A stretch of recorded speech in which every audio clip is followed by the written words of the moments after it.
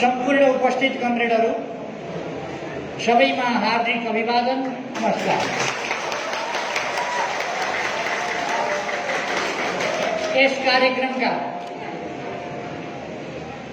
अध्यक्ष महोदय, पार्टीका केन्द्रीय नेताहरू, माननीय सांसद, प्रदेश सभाका सदस्यहरू, जिल्ला समन्वय समितिका प्रमुखज्यू लगायत पार्टीका सम्पूर्ण पदाधिकारी साथीहरू, मेयर, उपमेयर लगायत सम्पूर्ण जनप्रतिनिधि साथीहरू र यहाँ उपस्थित भएका सम्पूर्ण कमरेडहरू र सञ्चारकर्मी मित्रहरू, दाजुभाइ दिदीबहिनी, आज अचानक यो भेटघाट कार्यक्रम रहेको कुरा मैले थाहा पाएँ। साथीहरूले यसलाई बडा सुन्दर नाम पनि दिनुभएको छ, अभिनन्दन भन्ने। खुसी लागेको छ। म यहाँहरू सबैलाई हार्दिक धन्यवाद भन्न चाहन्छु।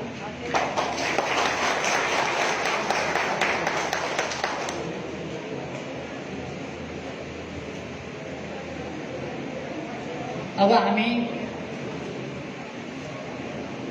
बिस्तारै चुनावतिर जाँदैछौँ। केही समय, अब केही दिनभित्र, यसै महिनाभित्र हामी पार्टीको विधान महाधिवेशन गर्दैछौँ। त्यसपछि त्यस यता पनि हाम्रा थुप्रै पार्टीका सांगठनिक कामहरू छन्। प्रतिक्रियावादी शक्तिहरूले सोचेका थिए नेकपा एमालेलाई ध्वस्त बनाउन सकिन्छ, यसलाई कमजोर पार्न र खत्तम पार्न सकिन्छ भन्ने सोचेका थिए। तर नेकपा एमाले कर्कलाका पातको पानी होइन, यसो हावा चल्ने बित्तिकै तल्लक्क झरोस्।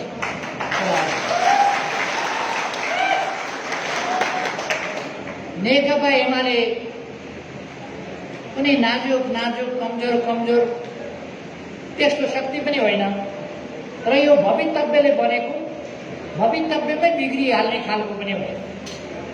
नेकपा एमाले यो देश, पछाडि परेको देश, गरिबीमा भएको देश, अविकसित देश, यसलाई अगाडि बढाउने, आधुनिक बनाउने, विकसित बनाउने र समृद्ध नेपाल, सुखी नेपालीको राष्ट्रिय आकांक्षा पूरा गर्ने अभिभारा बोकेर अगाडि बढेको पार्टी। अचानक बनेको होइन यो। हजारौं शहीदका बलिदानबाट, लाखौं कार्यकर्ताका रगत पसिनाबाट, मेहनत, कठिनाई र दुःखहरूबाट, जेलका यातना, भूमिगत जीवनका त्रासदी, कष्टहरू लगाए अनेकले अङ्गभङ्ग हुनु परेका छन्। अनेकौंका, सैकडौंका, हजारौंका परिवार बेहाल भएका छन्। त्यस्तो स्थितिबाट गुज्रिएर आन्दोलनको मैदानबाट अगाडि बढेर यो पार्टी एउटा मजबुत पार्टीको रूपमा राष्ट्रव्यापी मात्रै होइन, यो नेपाली व्यापी, देशका कुना कुनामा मात्रै होइन, जहाँ नेपाली पुगेका छन् त्यहाँ नेकपा एमाले पुगेका छन्। संसारको जुनसुकै कुनामा पनि, पालिकामा मात्रै होइन, वडामा मात्रै होइन, टोलमा मात्रै होइन, जहाँ नेपाली पुगेका छन् त्यहाँ नेकपा एमाले पुगेका छन्। यसै देखियो एमाले धुल्याउने सपना देख्नेहरू कानुन बनाउने बेलामा कति धुल्याउँछन् भनेर हेरेको 40% भन्ने कानुन थियो, त्यो 40%लाई 20% झारे। दुवैतिर 20% हो कि भन्ने थियो, भन्ने थियो, रलाई वा पारेर यता पुगे पनि हुने, उता पुगे पनि हुने, पार्टीमा 20% केन्द्रमा भए पनि हुने, सांसदमा 20% भए पनि हुने, 20% त्यो पनि म तपाईँहरूलाई भन्नेछु। हामी अलिकति लाग्ने हो भने 20% के 10% पनि हुँदैन। त्यो पार्टी दर्ता गर्छ। नेकपा एमालेलाई कमजोर पार्ने कुरा त छोड्यो, आफै कमजोर बनाउँदै, आफै कमजोर हुँदै हुँदै हुँदै हुँदै समाप्त हुनेछ त्यो एमाले विरोधी षड्यन्त्र। अब हामी स्थानीय निकायको निर्वाचन अलिक पछाडि कति बेला हुन्छ, वैशाखतिर हुन्छ। पहिले यिनीहरूले यो 1.5 वर्ष गरेर खाँदैनन्। तपाईँहरूलाई म बताउँछु, 1.5 वर्ष यिनीहरूले धान्न सक्दैन। अहिले 1 महिनामै देखिसक्यो, 1 महिनामै तमासा देखिसक्यो। यिनीहरूको सरकार पुरा गर्न सकेका छ। 4 जना मन्त्री लिएर, त्यो 4 जना मन्त्रीको काम के छ भन्दा सडकमा विरोध देख्न आउने लोकतान्त्रिक पार्टीहरू, लोकतान्त्रिक सरकारहरू। हिजोको सरकारलाई अधिनायकवादी र तानाशाही भन्थे। हिजो सरकारले सडकमा विरोध गरेको देख्ने बित्तिकै लाठी मुक्री गर्ने गर्थ्यो। हिजोको सरकारले दमन गर्ने गर्थ्यो, धरपकड गर्ने गर्थ्यो। त्यो त गरेन, मनपरी गरेर हिँड्न। आज अलिकति विरोध युवाहरूले गरे, विद्यार्थीले अलिकति विरोध गरे भने सरकार पुरा शक्ति लगाएर त्यो शान्तिपूर्ण जुलुसमा खनिन्छ लाठीले। म सरकारलाई चेतावनी दिन चाहन्छु, धेरै उत्ताउलिएर सरकार नजाओस्। मैले अहिले धेरै केही नभन्नु, नेकपा एमाले माथि अमानवीय, गैर संवैधानिक, गैर कानुनी, अलोकतान्त्रिक ढङ्गले तानाशाही दमन हुन्छ भने त्यो कुरा सरकारलाई महँगो पर्नेछ। सरकारमा भएका गठबन्धनका दलहरूलाई महँगो पर्नेछ। त्यो कुरा नसम्म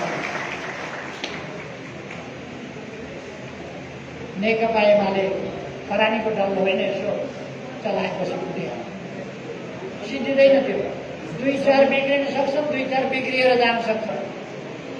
बिग्रिएर जाँदा हिजो देख्नु भएन अनुहार, भाग्न खोज्या हुन् कि कुद्न खोज्या हुन् कि के हो, कसैले समाति राख्या, कसैले तान्दै गरेर देखेको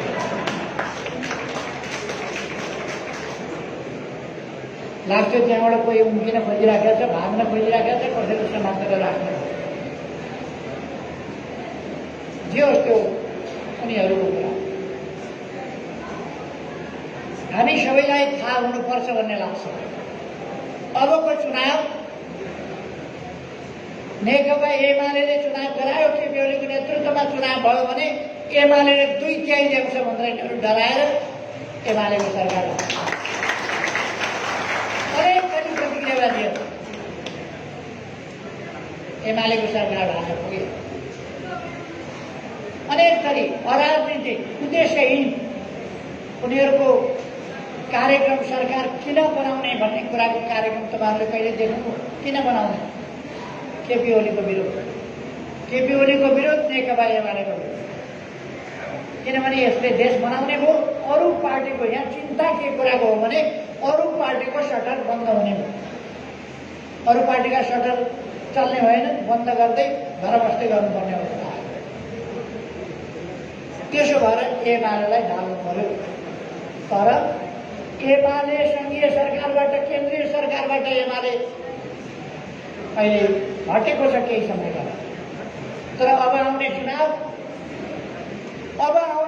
म सबैले सुन्ने गरी भनिदिन चाहन्छु, गठबन्धनका सबैले सुनौँ भनिदिन चाहन्छु। अब आउने चुनाव एमालेको चुनाव, अब आउने चुनाव एमालेको चुनाव। अरूले किनारमा बसेर, छेउमा बसेर रमिता हेरेको छ। बाकस थाप्न पाइन्छ, थापौँ। भोट माग्न पाइन्छ, मागौँ। तर जनताले यस्ताहरूलाई भोट दिन्छ। आजको सचेत जनताले यस्ताहरूलाई, अस्थिरताका नायकहरूलाई, विकास विरोधीहरूलाई, शान्तिका शत्रुहरूलाई भोट दिन्छ। अब जनताले स्थिरता हुन नदिने यस्ता तत्त्वहरूलाई दिन्छ। विकास सुन्न नसक्ने त्यस्ताहरूलाई दिन्छ। जनतामाथि दमन गर्ने त्यस्ताहरूलाई दिन्छ जनताले अब भोट। के गर्ने भन्ने केही पनि छैन। त्यस्ताहरूलाई दिन्छ जनताले पनि। ठिकै छ, हामी चुनावको तयारी गर्दै जानेछौँ। चुनावकै बेला उनीहरूले थाहा पाउनेछ। अहिले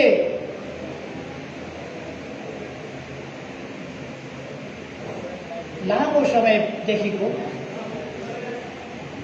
एमाले विरुद्धको एउटा अभियानको अन्तिम निष्कर्षतिर पुगेको छ। त्यो निष्कर्षतिर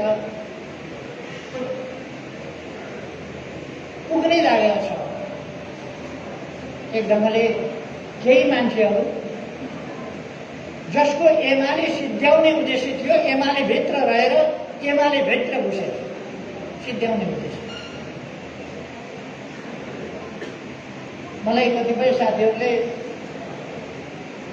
कसैको नाम नलिदिए पनि हुन्थ्यो भन्छ, तर मैले एउटा प्रसङ्गमा नाम लिनै पर्यो। माधव नेपालजी यस पार्टीको प्रमुख भएर धेरै वर्ष चलाउनुभयो। पार्टीको प्रमुखबाट कति बेर उहाँ हट्नुभयो, कसैले हटाएर हट्नुभयो होइन। उहाँले 240 निर्वाचन क्षेत्रमध्ये 33वटामा पार्टीलाई सीमित गर्नुभयो। पार्टीको नीति के हो, पार्टीको गन्तव्य के हो, पार्टी कता जाने हो, केही नछुटिने स्थितिमा विचारहीन पार्टी कस्तो स्थितिमा पुग्यो। यस्तो भेलाहरू गर्ने हो भने यत्रो भेला त देशभरि कहीँ हुनै छोडेको थियो माधव नेपालको। धेरै न त्यसरी भेला गर्यो, बन्द गरेर भेला गर्यो भने 50, 60, 40 जना उपस्थित हुन्छ। त्यसमा महिला कति उपस्थित हुन्छ भन्दा 4 जना।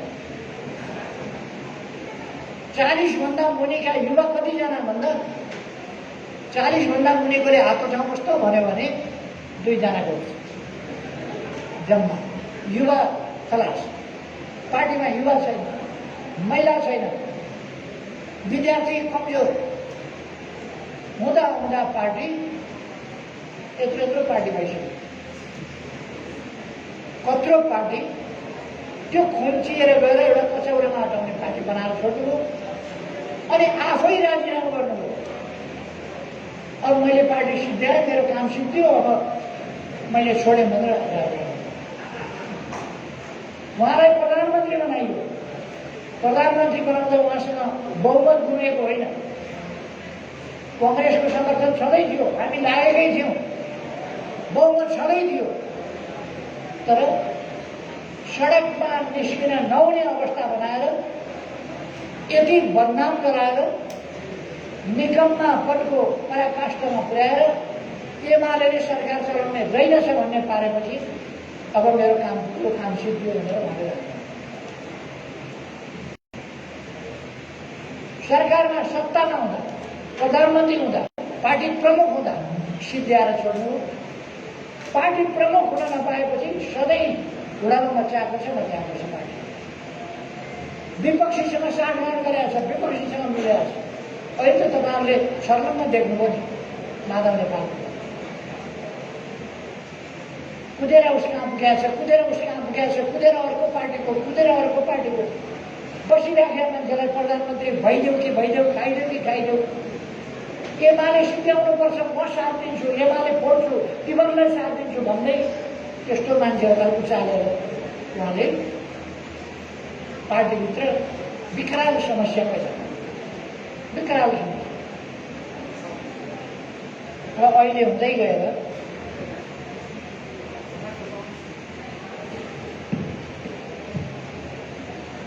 गएर अब पार्टी फुटाएरै छोड्ने ठाउँमा त्यति गर्दाखेरि पनि उहाँले सुदूरपश्चिममा हाम्रो बहुमत हुँदाहुँदै आधा सङ्ख्या हामीसँग छ, हामीले हामीलाई समर्थन गरेको छौँ र हामी स्पष्ट बहुमतमा हुँदाहुँदै अलग भइसकेको माओवादीलाई यत्तिकै कानमा बोकेर एमालेको सरकार भन्न दिनु भएन।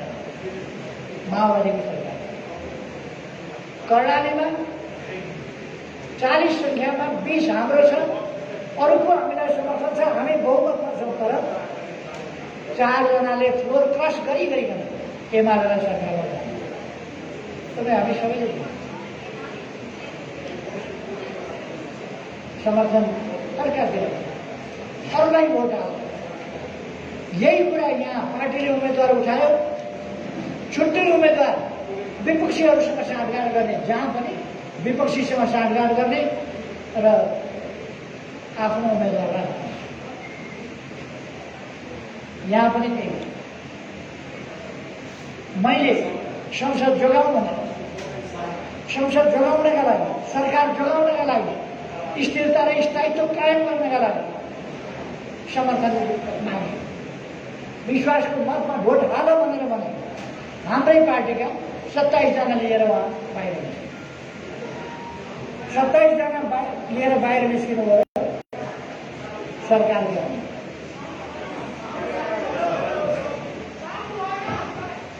साउन्ड सुनिएन? अलिकति साउन्ड यो ठिकै छु कि अलिक त्यहाँ साउन्ड मैले पर्दैन।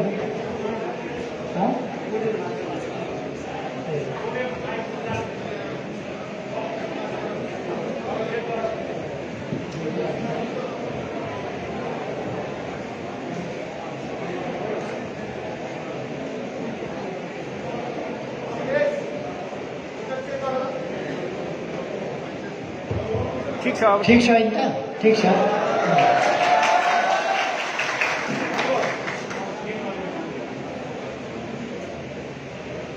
नेकपा एमालेको सरकार प्रतिगामी हो।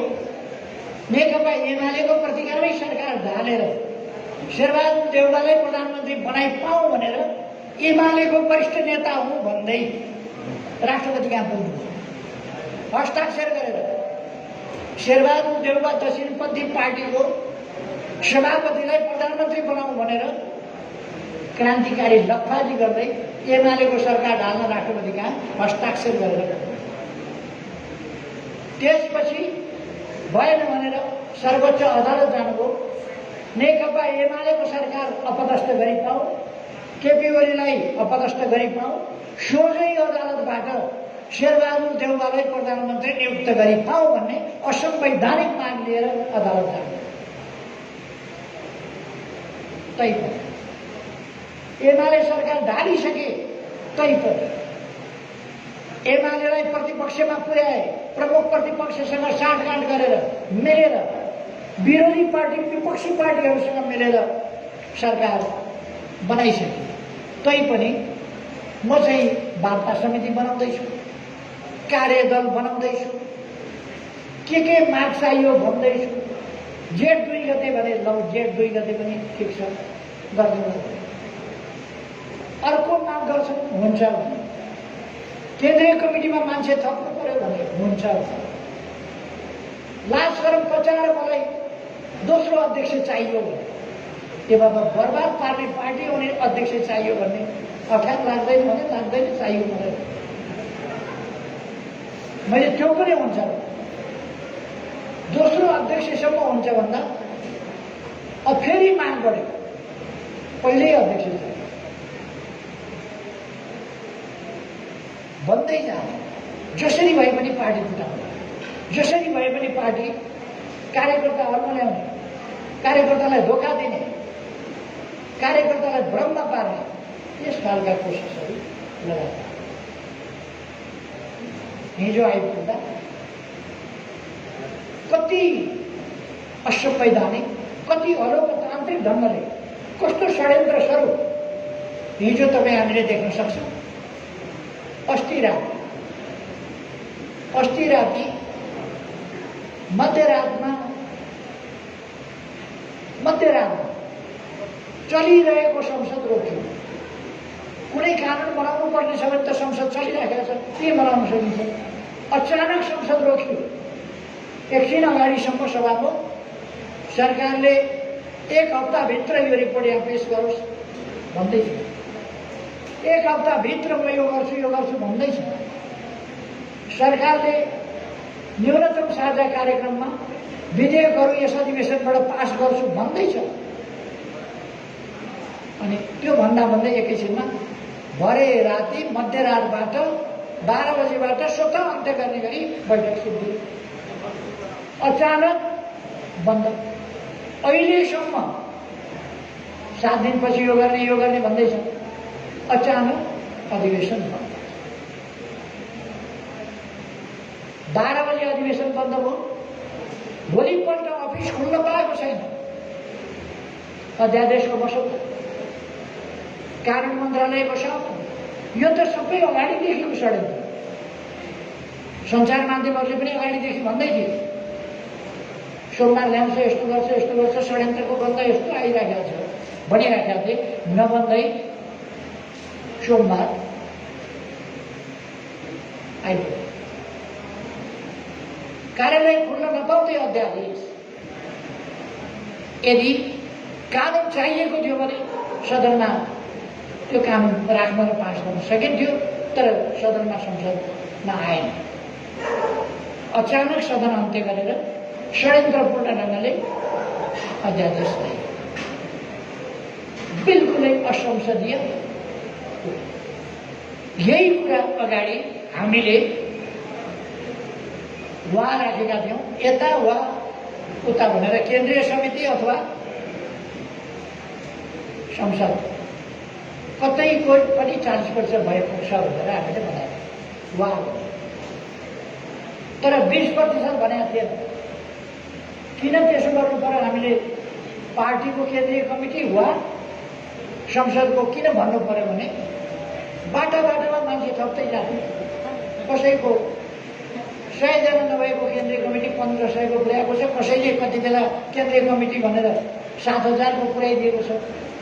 अनि सांसदहरू त बदुवा मजदुर जस्ता कमाइहाल्छ। त्यो स्थिति हुनु हुँदैन। संवैधानिक अधिकारको सुनिश्चितता हुनुपर्छ भनेर हामीले त्यस बेला राखेका थियौँ। जुन कुराको व्यापक आलोचना यिनै नेताहरू, यिनै पार्टीहरू र यिनका समर्थकहरूले भुइँया मचाएका।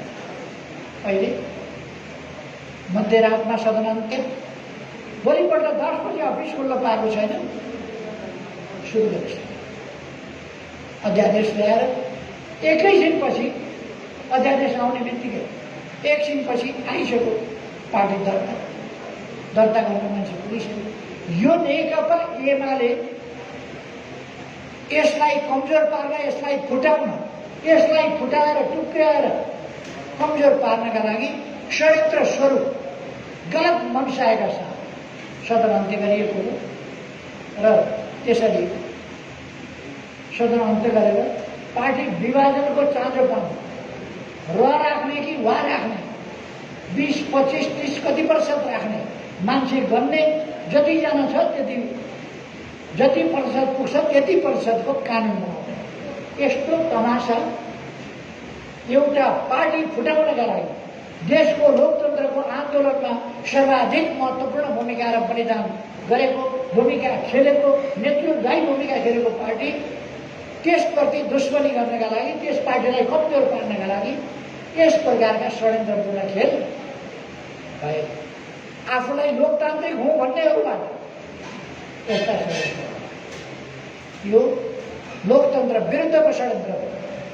यो असंवैधानिक बहुदलीय प्रणाली विरुद्धको, संसदीय व्यवस्था विरुद्धको, यो अभ्यास विरुद्धको यो षड्यन्त्र। त्यसकारण हामीले भनेका छौँ यो कार्यान्वयन हुन सक्दैन, यसलाई कार्यान्वयन गर्न हुँदैन र यसलाई कार्यान्वयन होइन अविलम्ब जारी नगर भन्दा भन्दै सरकारले जारी गर्यो त्यो अध्यादेश।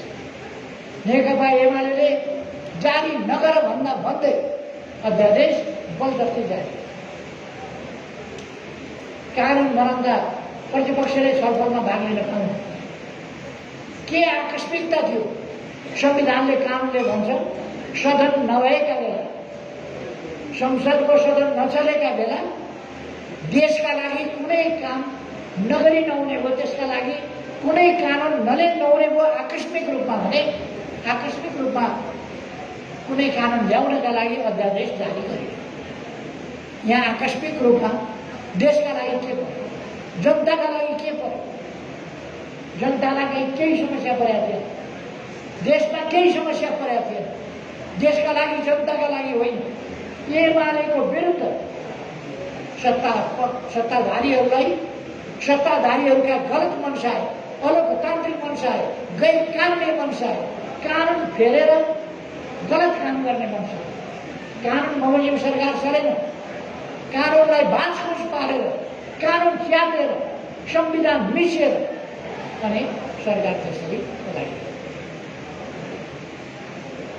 त्यसकारण हामीले भनेका छौँ यो अध्यादेश अविलम्ब फिर्ता हुनुपर्छ। अधिवेशन तुरन्त आह्वान गरिनुपर्छ। संसदको अधिवेशन तुरन्त बोलाइनुपर्छ। हाम्रो सुझाव नेकपा एमाले असंवैधानिक बाटोमा जाँदैन, असंसदीय बाटोमा जाँदैन, अलोकतान्त्रिक बाटोमा जाँदैन, गैर कानुनी बाटोमा जाँदैन, अनुचित बाटोमा जाँदैन। संवैधानिक, कानुनी, लोकतान्त्रिक बाटोबाट हरेक प्रकारका षड्यन्त्रहरूका विरुद्ध लड्न, तिनलाई पराजित गर्न नेकपा एमाले सक्षम छ। संविधान सम्म ढङ्गले, कानुन सम्म ढङ्गले, लोकतान्त्रिक विधिबाट हामी मुकाबला गर्न सक्छौँ। त्यसकारण हामीलाई कुनै हतार छैन। मैले अघि एउटा कार्यक्रममा, जिल्ला समन्वय समितिको कार्यक्रममा बोल्दाखेरि पनि भनेको, नेकपा एमाले अहिले पनि देशका अधिकांश स्थानीय निकायहरूमा सरकार चलाइरहेको छ। नेकपा एमाले अहिले पनि अनेक प्रदेशहरूमा सरकार चलाइरहेको छ। नेकपा एमाले एउटा 2 नम्बर प्रदेश बाहेक अरू प्रदेशहरूमा अहिले पनि प्रमुख पार्टीको हैसियतमा त छँदैछ। म यहाँलाई भन्न चाहन्छु, प्रदेश नम्बर 1 मा 90 भन्दा बढी सिट छ। 90 भन्दा बढी सिटमा 50 भन्दा बढी सिट नेकपा एमालेको एक्लै छ। यस प्रदेशमा 110 सिट छ। 110 सिट मध्ये 56 नेकपा एमालेसँग एक्लै छ। 56 म भन्न चाहन्छु, उसमा लुम्बिनीमा 80 सिट मध्ये हामी 39 जति छौँ, अरू 41 सिट। अहिले त्यसमा केही घटेका छन् मान्छे, त्यस कारण हामी 38 छौँ भने अरू 39-40। 1 सिट 2 सिट सबै मिल्दाखेरि 1 सिट 2 सिटले अरू अगाडि होला। हामी बराबरीको हैसियत छ। गण्डकीमा हामी 60 मध्ये 28 सिट त हामी एक्लै छौँ। 60 मध्ये कर्णालीमा हामी 40 मध्ये 20 सिट एक्लै छौँ। अहिले 4 जना हाम्रो फ्लोर क्रस गरे हुनाले कारबाहीमा परेर हटाएको छ। तर हाम्रो हैसियत 40 मा 20 हो। सुदूरपश्चिममा जम्मा 52 सिट हो।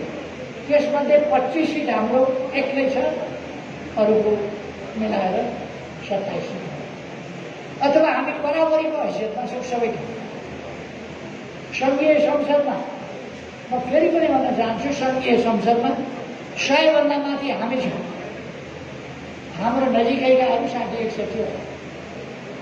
त्यसकारण देशको एमाले प्रमुख पार्टी हो। गएको चुनावमा हामीले केही काम मात्रै देखाउन पाएका थियौँ। हामीले देखाउन पाएका थिएन। हामीले अलिअलि देखाउन पाएका थियौँ। हामीले मुकाबला गरेर राष्ट्रिय स्वाभिमान देखाएका थियौँ। हामीले उत्तरतिरबाट पनि बाटो खोलेर नेपालले एक मात्रै भर पर्ने होइन, अर्कातिरबाट पनि बाटो खोल्न सक्दैन भनेर त्यो नेकपा एमालेको मात्रै तागत थियो। त्यो एमाले सरकारमा पुग्यो र हामीले त्यसलाई देखायौँ। केही कुराहरू देखाएका थियौँ, केही नाकाहरू खोलेर देखाएका थियौँ। हामीले केही विकासका सपनाहरू हामीले प्रस्तुत गरेका थियौँ। देश विकास हुन सक्छ।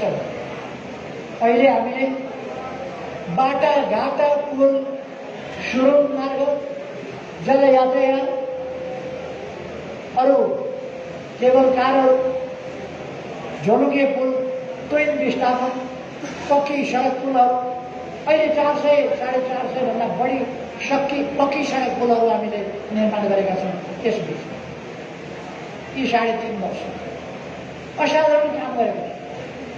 तपाईँ जहाँ फर्किएर यदि विरोधीले तपाईँलाई सोध्छ भने के गर्यो एमालेको सरकारले भन्छ भने तपाईँ उभिएका ठाउँबाट वरिपरि हेरेर यी 3.5 वर्षमा यो परिवर्तन आएको छ भनेर त्यही उभिएका ठाउँबाट तपाईँ परिवर्तन गर्नुहुन्छ। त्यसरी काम गर्नु अहिले हामीसँग देखाउने थुप्रै कामहरू छन्। शिक्षाको क्षेत्र, स्वास्थ्यको क्षेत्र।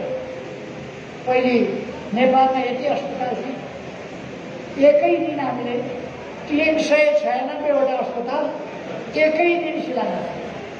396वटा अस्पताल एकै दिन शिलान्यास। कोभिड आउँदा परीक्षण गर्ने एउटा केन्द्र थिएन। हम पठाएको हामीले पहिलो परीक्षण। अहिले 100 ठाउँमा परीक्षण हुन्छ। हामीले निःशुल्क यत्रो महामारी चल्दा धनीभन्दा धनी देशहरूले गर्न सकेन। हामीले निःशुल्क परीक्षण, धनी देशहरूले, धेरै धनी देशहरू छन् जसले निःशुल्क खोप दिन सकेन। हामीले सबै नागरिकलाई निःशुल्क खोप उपलब्ध गराउने काम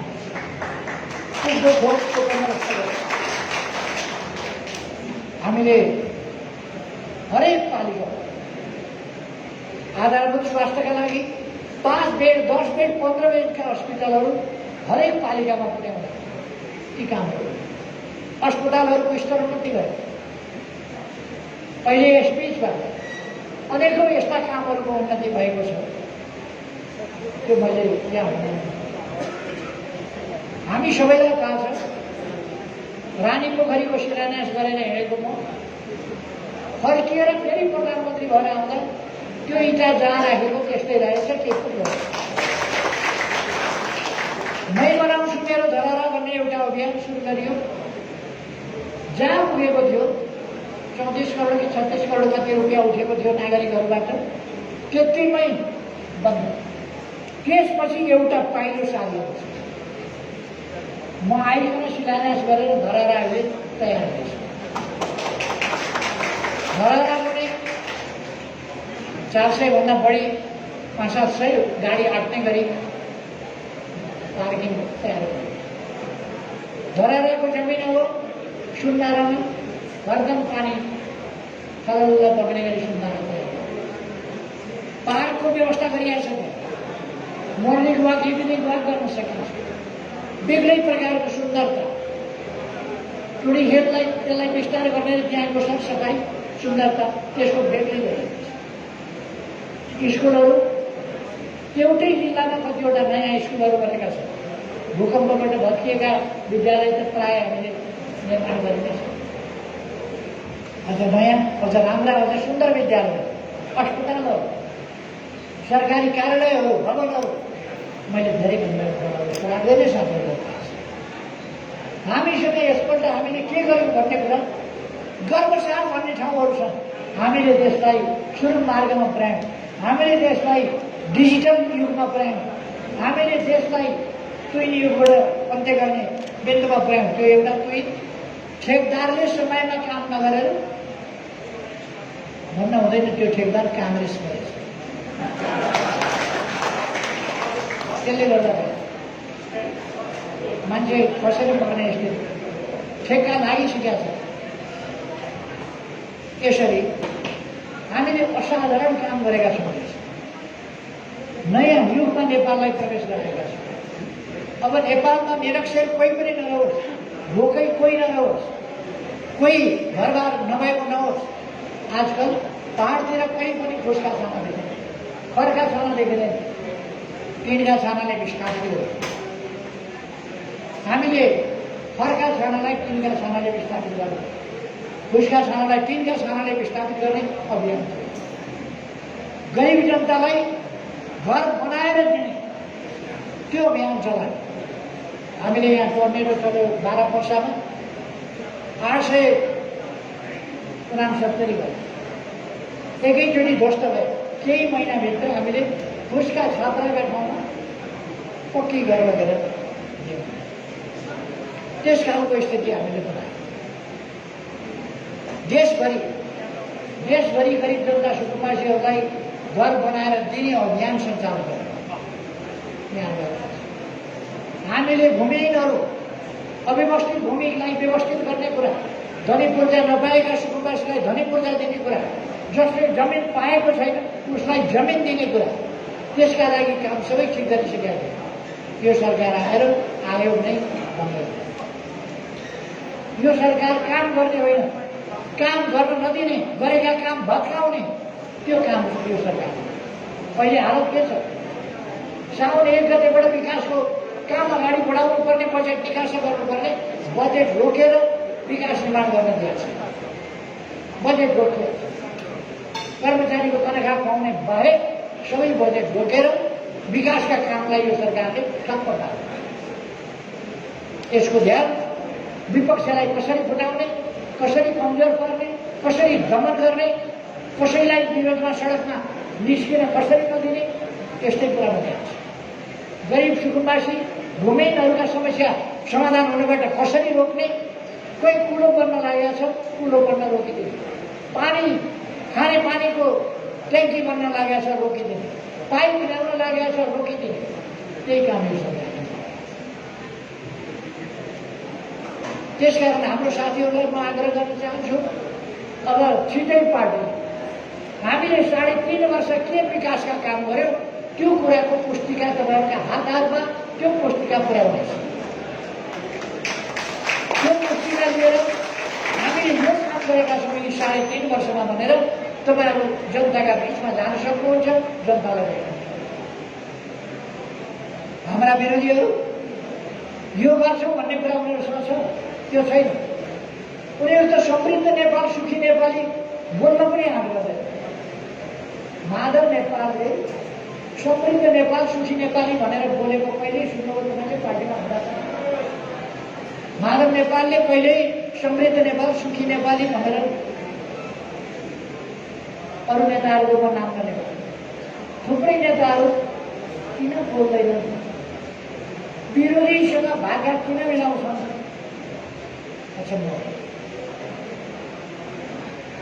नेपाली कांग्रेस, माओवादी केन्द्र, यिनीहरूसँग कुनै देश विकासको दृष्टिकोण छ र? भत्काउने, तोडफोड गर्ने, बिगार्ने, काम हुन नदिने, रोक्ने, व्यवधान गर्ने, दुष्प्रचार गर्ने, गलत कुरा उछाल्ने, गलत कुराको प्रचार गर्ने। कोही अलिकति जनतामा स्थापित हुन खोज्यो भने उसको चरित्र हत्या गर्ने, कोही जनतामा स्थापित हुन खोज्यो भने उसको सम्बन्धमा विभिन्न भ्रम भिजाएर उसलाई चरित्र हत्या गरेर बदनाम गर्ने। अनि मैले त्यस्तो होइन भने नेकपा एमालेको अध्यक्ष भ्रष्टाचार गर्यो भन्दाखेरि पनि गरेको छैन भनेर डिफेन्ड गर्छ, प्रतिरक्षा गर्न सक्छ। विरोधीले झुटो आरोप लगाउँछ, झुटो आरोप लगाएपछि मैले त्यसको खण्डन गर्दिनँ। म प्रधानमन्त्री हुँदा विभिन्न नचाहिँदा झुटा आरोपहरू उछालेर हिँड्यो प्रतिपक्ष। मैले त्यसलाई त्यस्तो होइन। अनि ढाकछोप गर्यो, ढाकछोप त अहिले गर्दैछन्। अहिले हिजो विद्यार्थीहरूमाथि गरेको लाठीचार्ज, हिजो विद्यार्थीहरूमाथि गरेको अमानवीय र नृशंस दमन, त्यत्रो लाठीचार्ज, त्यसको सम्बन्धमा मानवाधिकारवादीहरू किन बोल्दैन? किन बोल्दैन? नागरिक समाजका अगुवा भन्नेहरू किन बोल्दैनन् अहिले? अथवा उहाँहरू सत्यनिष्ठापूर्वक हिँडिरहनु भएको छैन, राजनीति गरिरहनु भएको छ। राजनीति फोहोरी राजनीति गरिरहनु भएको छ, पक्षधरताबाट। सत्यको राजनीति होइन, सही कुराको राजनीति होइन, पक्षधरता। त्यसकारण म हाम्रो साथीहरूलाई आग्रह गर्न चाहन्छु, उनीहरूसँग, हाम्रा विरोधीहरूसँग हामीलाई गाली गर्ने बाहेक यो गर्छु देशका लागि भन्ने छैन। हामी त यो गर्छौँ त्यो गर्छौँ भन्ने हामीलाई थुप्रो कुरा छ। त्यसकारण म साथीहरूलाई आग्रह गर्न चाहन्छु, तपाईँहरू ढुक्कले अगाडि बढ्नुहोस्। यो जिल्लामा आउँदा तपाईँहरूलाई हुन्छ खासै कोही गएको त छैन मानव नेपालको पक्षमा, कोही गएको छैन। अब देशभरिबाट हिजो निर्वाचन आयोगमा देख्नुभयो त्यति मान्छे, देशभरिबाट यति मान्छे पार्टी दर्ता गर्न गए अरे। कसैलाई कस्तो हुन्छ भने 4 जनाको भए पनि पार्टी खोलेर अध्यक्ष हुनु पर्छ। माधव नेपाललाई लाग्यो रोग त्यही सबैले गऱ्यो भने पनि अध्यक्ष समातेर कुर्सी समातेर माधव नेपाल एक्लै भए पनि कुर्सी चाहियो, अध्यक्ष चाहियो। यत्रो बदमासी गरिसकेपछि मसँग माग्न आएका अध्यक्ष चाहियो। कस्तो अचम्म। त्यसो भएर यो केही मान्छेहरूको यस्तो मलाई कुन पद दिन्छौ, कुन ओहदा दिन्छौ, पद दिन्छौ भने यहाँ बस्छु, होइन भने यसो गर्छु। हामीले यति बेला म हाम्रो सबै कार्यकर्ता कमरेडहरूलाई भन्न चाहन्छु, पदका पछाडि नकुद्नुहोस्, पद लोभ नहुनुहोस्। जिम्मेवारी जुन आउँछ त्यो कुशलताका साथ बन्द गर्नुहोस्, पुरा गर्नुहोस्। हाम्रो काम पदका पछाडि कुद्ने होइन, देश बनाउने सङ्कल्प पुरा गर्नु। देश बनाउनु छ हामीले, देशलाई विकास गर्नु छ हामीले। पदका पछाडि लडाइँ गर्न अरू पार्टीलाई दिनुहोस्, अरूले गरौँ। हाम्रो पार्टीका नेता कार्यकर्ताले पदका लागि लडाइँ गर्ने होइन, देशका लागि, देश बनाउनका लागि, देश विकास गर्न, देशलाई आधुनिकतामा लानु, देशमा सुशासन ल्याउनका लागि, त्यसका लागि सङ्घर्ष गर्ने हो, त्यसका लागि काम। एकछिन पद नआउन सक्छ, एकछिन जिम्मेवारी नमिल्न पनि सक्छ कहिलेकाहीँ, तर फेरि जिम्मेवारी मिलिहाल्छ। काम गर्ने कोही पनि साथीलाई कुनै पक्षपात गरिँदैन, कुनै भेदभाव गरिँदैन। कामको जिम्मेवारी दिन्छ। सकेसम्म 100% भन्न सक्छु, सकेसम्म योग्यता, क्षमता, इतिहास, योगदान, सक्रियता हेरेर कामको जिम्मेवारी। त्यसकारण साथीहरूको जिम्मेवारी पाइन्न भन्ने चिन्ता पनि क्रमशः जिम्मेवारी पाउँदै गयो। नसोचेका साथीहरूले नसोचेको जिम्मेवारी पाउनुभएको छ। कतिपय साथीहरूले सोच्नु भएको थिएन होला, जसले जुन जिम्मेवारी पाउँछु भनेर सोच्नुभएको थिएन, त्यो जिम्मेवारी साथीहरूलाई थाहा छ। त्यसकारण जिम्मेवारी पाइन भन्ने चिन्ता नगर्नुहोस्, जिम्मेवारी आउँछ, महत्त्वपूर्ण जिम्मेवारी आउँछ। मैले राष्ट्रिय सभामा साथीहरूलाई ल्याउँदा पहिलोपल्ट साथीहरू धेरैले कोसिस गर्नु। मैले भने कहिले बस्नु, तपाईँलाई कहिले बसेको फाइदा पनि हुनसक्छ है, कहिले चुप लागेको फाइदा पनि हुनसक्छ। केही साथीहरू अलिकति असन्तुष्ट हुन खोज्नु। पछि पहिलोपल्ट परेको साथीहरू शिक्षाकालका 2 वर्षमा पढ्नु, अर्कोपल्ट आउँदा 6 वर्षमा पढ्नु, 2 वर्ष पर्खिँदा 6 वर्षमा परेको रहेछ। हतार गर्दा 2 वर्षमा सिकेको रहेछ। कहिले कहिले त्यस्तो पनि हुन्छ। त्यसकारण हतार मात्रै गर्नु हुँदैन। म साथीहरूलाई भन्न चाहन्छु, र हाम्रो पार्टी देशप्रति, जनताप्रति, विकासप्रति, जनताका समस्या समाधान गर्ने कुराप्रति समर्पित हुनुपर्छ। हामी सामाजिक जागरणका अभियन्ता, सामाजिक पछौटेपनका विरुद्धमा हाम्रो अभियान हुन्छ, अशिक्षाका विरुद्ध अभियान हुन्छ, भ्रमहरूका विरुद्धको अभियान हुन्छ। ती अभियानका अभियन्ताको रूपमा हामीले काम गर्छौँ। आज हामीले सडकमा बालबालिकाहरू, हाम्रा बालबालिकालाई खाते भनेर सडकमा हिँड्न दिएका छैन, हामीले तिनको व्यवस्था गरेका छौँ। आज सडक मानव छैन, आज सडकमा भिख मग्गा छैन। त्यो स्थितिमा हामीले ठुलो परिवर्तन ल्याएका छौँ समाज। आज विकसित देशका मान्छेहरू आउँदा पनि सफलता छ। उनीहरूका देशमा पनि सडक बालबालिका हुन्छ, हाम्रो देशमा सडक बालबालिका छैन। हाम्रा बालबालिकाहरू अभिभावक बेन भएर, खाते भनिएर सडकमा अलपत्र हुन सक्दैनन्। त्यसको व्यवस्था हामी गर्छौँ। त्यसकारण सरकार हुँदा पनि यो कुरा हो, सरकार नहुँदा पनि हामी भन्न चाहन्छौँ, कुनै पनि बालबालिकालाई हामी सडकमा अलपत्र देख्न सक्दैनौँ। तिनीहरूलाई अभिभावकत्व हामी दिन्छौँ। यसर्थ हामीले सामाजिक सुधार लगायतका सम्पूर्ण कामहरूमा ठुलो परिवर्तन ल्याउन सफलता प्राप्त गरेका छौँ। यी सफलताहरू लिएर अब हामी जनताका बिचमा जान्छौँ। अब कुनै अडचन बाँकी छैन। अहिले नेपालमा एउटा शब्द बहुत प्रचलित भइरहेको छ ल्याङ। यो कति ल्याङ गरेको, कति ल्याङ भन्थ्यो, अब ल्याङ छैन। त्यसकारण साथीहरू अब धनबाट छुटेको बाण जस्तो भएर सनसनाएर अगाडि बढ्नुपर्दो छ, गतिशील भएर अगाडि बढ्नुपर्दो छ, जनताका बिचमा जानुपर्दो छ, जनतालाई सचेत बनाउनुपर्दो छ। लुट्ने खाने कामतिर उनीहरूलाई छोडिदियो, लडाइँ झगडा गर्नेतिर उनीहरूलाई छोडिदियो। हाम्रा झगडियाहरू पनि उतै गएर मिसिए झगडियाहरू पनि उतै लाग्यो। अब झगडाको जिम्मा उनीहरूलाई, डन्डा फसादको जिम्मा उनीहरूलाई, देशका लागि काम गर्ने जिम्मा, जनताका लागि काम गर्ने जिम्मा हाम्रो, सचेतनताको अभियान चलाउने जिम्मा हाम्रो, राजनीतिक जागरणको अभियान चलाउने जिम्मा हाम्रो। लडाइँ झगडा हुन्छ। त्यसकारण यो सरकार अहिले पनि माधव नेपालहरूलाई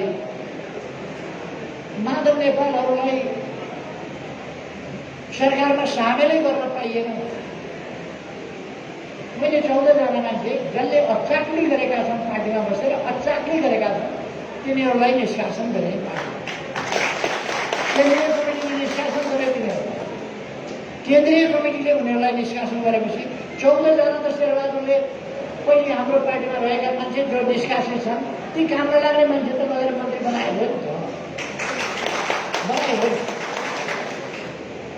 मैले अस्ति पार्लियामेन्टमा बोल्दा पनि भने शेरबहादुरजी कमसेकम 1 महिनादेखि तपाईँको पछि लागेर कुद्या छन् मन्त्री बनाइदिनु बिचरा होला र खाउँला भनेर, पाउला र खाउँला भनेर पछि लागेका छन्, कुद्या छन्। मैले अब साथीहरूलाई भन्न चाहन्छु, हामी कुनै अल्पलमा पर्नुपर्ने छैन। अब हिजो भनेको ल्याङ पनि अब हिजोबाट सिद्धिएको छ, स्पष्ट भएको छ। म आग्रह गर्न चाहन्छु, अहिले माधव नेपालको लिस्टमा नाम लेखेर निर्वाचन आयोगमा पेश गरेका साथीहरू त्यो लिस्टबाट नाम कटाउनुहोस्,